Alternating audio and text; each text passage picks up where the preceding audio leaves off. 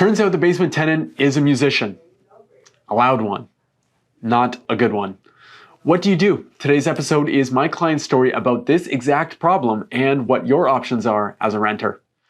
I had been hired to help a young couple find a new place to rent, ideally a house or a unit within one, as they were coming from a really bad experience in a downtown condo that I did not help them rent, by the way. We went to view a main and second floor unit that had a separate basement apartment that was not included but was vacant at the time that we visited the home.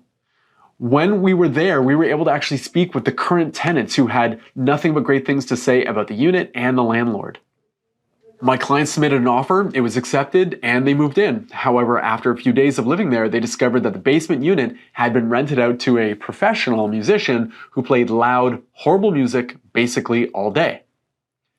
The sound carried fairly well through the floor, and so my client's day-to-day was pretty disrupted. They both worked from home and didn't have an option to go into an office, so they were suffering. My clients approached their basement neighbor civilly to see if anything could be done about the situation. The volume, the timing, whether he had a studio space outside of the house, anything to make the situation better than what it was. The basement tenant essentially told them to stick it. My clients then approached the landlord and gave him an "it's us or them" ultimatum, and likely knowing that it would be very difficult to evict the basement guy, he gave my clients their money back and let them go. Not every landlord would be willing to do that, so here's an option that could work for you should you find yourself in a similar position.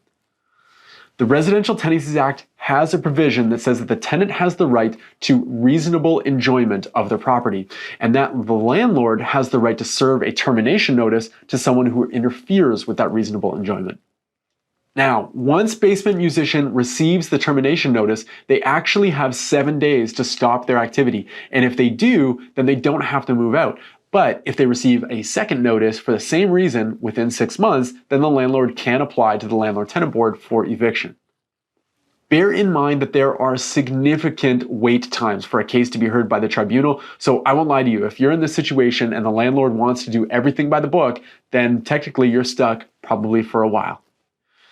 You could gamble and just move out in the hopes that the landlord won't pursue you due to the circumstances, but you might be sacrificing your last month's rent, and if the landlord does decide to come after you, I'm not convinced that an adjudicator wouldn't rule in favor of the landlord because you skipped out early. When renting in a multi-unit home, ask about noise transfer between units and talk to the landlord about the type of tenant they're looking to house in that other apartment. That won't provide total protection and guarantees, but it's better than nothing. I'm Jamie Harnish, Toronto Real Estate Navigator with Bosley Real Estate. I want to thank you so much for your time. I appreciate you watching.